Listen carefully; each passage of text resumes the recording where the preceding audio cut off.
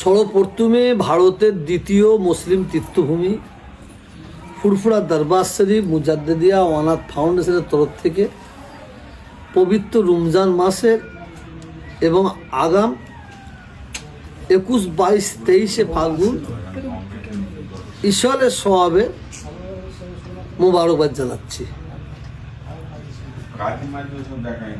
সারা ভারতবর্ষের মানুষ, সারা ভারতবর্ষের বাইরেরও মানুষ অবগত আছে ফুরফুরা শরীফের পীর মুজাদ্দিদে জামান যুগ সংস্কারক হযরত আবু বকর সিদ্দিক রহমাতুল্লাহ আলাইহি দাদা হুজুর পীর রহমাতুল্লাহ আলাইহি 135 বছর আগে এই ঈশ্বরের সব প্রতিষ্ঠিত করেছিলেন। যখন উনি এই সব প্রতিষ্ঠিত করেন 750 বাতাসা দিয়ে, 750 গ্রাম বাতাসা দিয়ে সেই ঈশ্বরের সবকে আল্লাহ কবুল করে নিয়েছেন। আজকে এই ফুরফুরা শরীফ ঈশ্বরের সবে লক্ষ লক্ষ মানুষ যাতায়াত করে।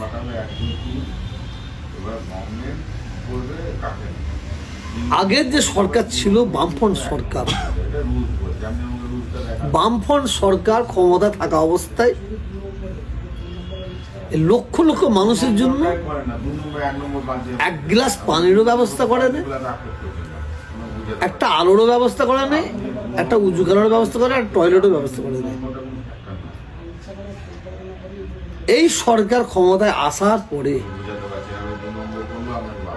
যতটা আমাদের দরকার ততটা না করলেও অনেক করেছে। এটা আমাকে মানুষ হিসাবে সত্য কথা বলতে হবে। কিন্তু প্রতি বছরে এই ঈশ্বরের সবকে উপলক্ষ করে এই সরকার তীর্থযাত্রীদের জন্য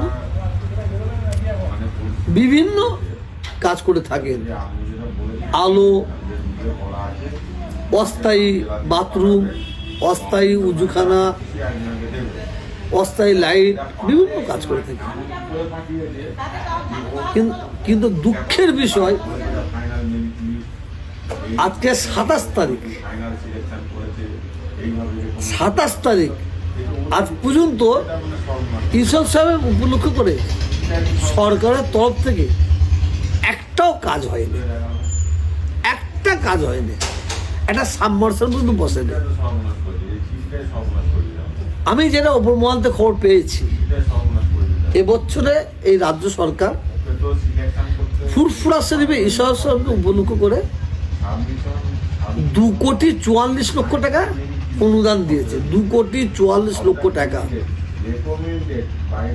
আজকে 27 তারিখ, আর আমাদের ঈশ্বর সাহেব হচ্ছে ইংরাজি 6, 7, 8। 2,46,00,000 টাকার মধ্যে 46,000 টাকার এখনো কোনো কাজ হয়নি। আর এই ফুরফুরা শরীফ ঈশ্বর সাহেবকে নিয়ে একটা অবজ্ঞার চোখে দেখা হয় বলে আমি মনে করি।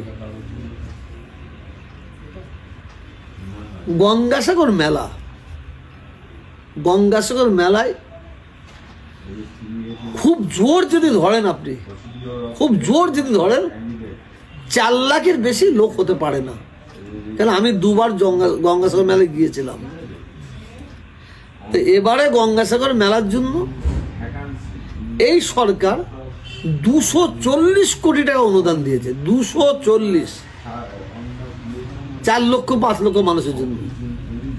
আর এই ফুরফুরা শরীফে 3 দিনে খুব কম করে হলে 30 লাখ লোক হয়। তাদের জন্য 2,44,00,000 টাকা দেওয়া হয়েছে। কিন্তু 44,000 টাকা এখনো কাজ হয় না 27 তারিখ আজকে। এবং যারা দায়িত্ব নিয়ে কাজ করে প্রতি বছরে, আলো বলুন, টয়লেট বলুন, উজুখানা বলুন, যে বিভিন্ন কাজ করে, কিন্তু তারা কাজ করতে চাইছে না। তারা কাজ করতে চাইছে না, ফুরফুরা শরীফে কাজ করতে চাইছে না। কারণটা হচ্ছে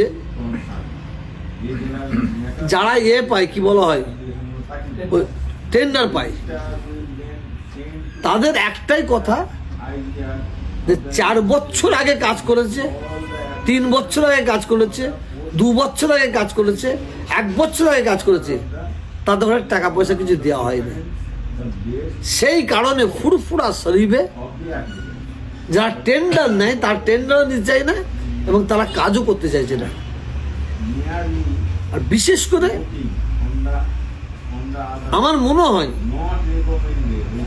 পশ্চিমবাংলার মুখ্যমন্ত্রীকে আড়ালে রেখে এই সরকারের বদনাম করার জন্য প্রশাসনের তরফ থেকে একটা চক্রান্ত চলছে বলে আমার মনে হচ্ছে। আর আমাদের এলাকার যে বিধায়ক সেনাশিস চক্রবর্তী, ওর তো কোনো গুরুত্বই নাই এখানে জাঙ্গিপাড়ায়। ডিএম অফিসে ফুরফুরা সময় কিছু পীরজাদা নিয়ে একটা মিটিং করেছে, তাদের সঙ্গে কি ব্যবহার করা হয়েছে আমি ঠিক জানি না।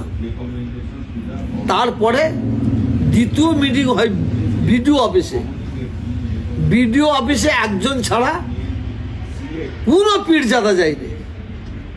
আর তার সঙ্গে একজন ব্যক্তি আছে, সে আমাদের ফুরফুরা সময় কেউ নাই, আমার দাদাজিগুলো আওলাদের কেউ নেই। তার পরিচিত হচ্ছে একটা চিটিংবাজ, তার পরিচিত হচ্ছে তেহার জেল খাটা মাল সে। আর তার সঙ্গে একজন পীরজাদা নিয়ে বিডিও অফিসে গিয়েছিল, অন্য কোনো পীরজাদা ছিল না। কেন, কিসের জন্য? যখন ডিএম অফিসে মিটিং করা হয়, যারা ফুরফুরা শরীফের মেন বয়স্ক, তাদের ঘরে খবর দেওয়া হয় না, তাদের বলা হয়নি। পীর ওমর সিদ্দিকী, পীর ইসমাইল সিদ্দিকী, পীর ইব্রাহিম সিদ্দিকী, পীর ইউসুফ সিদ্দিকী, পীর হোসেন সিদ্দিকী, পীর আজগার সিদ্দিকী, পীর হাসান সিদ্দিকী, পীর শেখবাতুল্লাহ সিদ্দিকী, কাউকে একবার জানানো হয় না, অ্যাভয়েড করা হয়েছে। পীরজাদা জবিউল্লাহ সিদ্দিকী, পীরজাদা জিয়াউদ্দিন সিদ্দিকী, পীরজাদা সোহবান সিদ্দিকী, পীরজাদা কুয়াফা সিদ্দিকী, পীরজাদা হুজাইফা সিদ্দিকী, পীরজাদা নুরুল্লাহ সিদ্দিকী, আরো অন্য কাউকে বলা হয় না। একাধিক পীরজাদাদের কাউকে না বলে এসডিও এই ঈশাল সাহেবকে নিয়ে এসডিও একটা চক্রান্ত করছে বলে আমাদের কানে আসছে। কারণ এসডিও উনি উনার মতন কাজ করে যাচ্ছে, উনি কাউকে গুরুত্বই দিচ্ছে না, কাউকে গুরুত্ব দিচ্ছে না। শুধু একজন যে আমায় বলেছিল যে তৃণমূল খেয়ে খেয়ে আমার জিম মোটা হয়ে গেছে, তাকে গুরুত্ব দিচ্ছে। এইচডিও ছিল তার খুব মাখামাখি।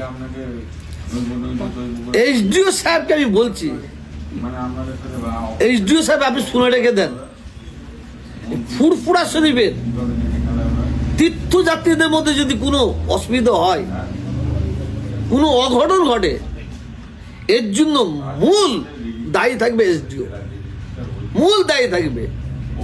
কেন এসডিও বড় চক্রান্ত করছে বলে আমি মনে করি। আমি আজকে ডিএম সাহেবকে ফোন করেছিলাম, ডিএম সাহেবের সঙ্গে আমার কথা হয়েছে। আমি ডিএম সাহেবকে বললাম লক্ষ লক্ষ মানুষ আসবে, সরকার অনুদান দিচ্ছে 2,44,00,000 টাকা, 44,000 টাকা খরচা হয়নি। ফুরফুরা শরীফকে সামনে রেখে এসডিও এবং এমএলএ কোন একটা চক্রান্ত করছে বলে আমি মনে করি। এতে ফুরফুরা শরীফের বদনাম করার চক্রান্ত একটা, দ্বিতীয়ত সরকারের বদনাম করার চক্রান্ত একটা বলে আমি মনে করি। আজকে এসডিও 3 বছর ধরে আছে, কেন তাদের টাকা দেওয়া হয়নি? যাদের কাজ করিয়েছে কেন তাদের টাকা দেওয়া হয়নি?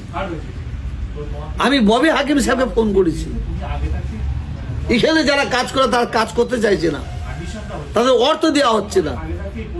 কেন এই জিনিসটা হচ্ছে? উনি বললেন ঠিক আছে হুজুর, আমি ডিএম সাহেবের সঙ্গে এই দৃশ্য কথা বলে দিচ্ছি। জানি না কত কথা বলেছে। ফুরফুরা শরীফ এই যে আজকে এই সরকার দিচ্ছে, বলে দিক, ওনারা বলে দিক যে আমরা করতে পারবো না। আমরা কিন্তু প্রত্যেকটা পীর সাহেব, পীর জাদা, আমরা সরকারের দিকে তাকিয়ে নয় আর ভিক্ষাও চাইনি, এটা আমাদের অধিকার চেয়েছি। প্রত্যেকটা পীর সাহেব, পীর জাদা, তারা দাদা হুজুর গেলে মেহমানের খেদমত করার জন্য যাবতীয় তার প্রিপারেশন নিয়ে বসে আছে। কিন্তু আমার বক্তব্য, সরকার বলবে দেবো না, তাহলে আমরা আরো প্রিপারেশন নিতাম। কিন্তু আজকে সরকার দেবো বলে এই ধরনের মানুষকে বিভ্রান্ত করা ঠিক নয়। লক্ষ লক্ষ মানুষ আসবে, কম করে 30 লাখ মানুষ আসবে, 30 লাখ মানুষ আসবে। কারণ আমার এলাকার যে বিধায়ক সেনাশিস চক্রবর্তী, ও 15 বছরের এমএলএ আছে। আমি তো অন ক্যামেরাই বলছি, গুর্দ থাকে, ক্ষমতা থাকে, উনি বলুক না একবার। 15 বছরের ক্ষমতা থাকা অবস্থায় এই ফুরফুরা শরীফের জন্য উনি 5 লাখ টাকা খরচা করেছে 15 বছরে। ওনার কাজ হচ্ছে জাঙ্গিপাড়া বিধানসভায় শুধু লবি করে দাও, মুসলমানের মধ্যে লবি করো, হিন্দুদের মধ্যে লবি করো, আবার হিন্দু মুসলমানদের মধ্যে লবি করো। ওনার কাজই হচ্ছে লবি তৈরি করা। 2026-এ তার জব সেনাশিস চক্রবর্তী পাবে, এটা আমার বিশ্বাস।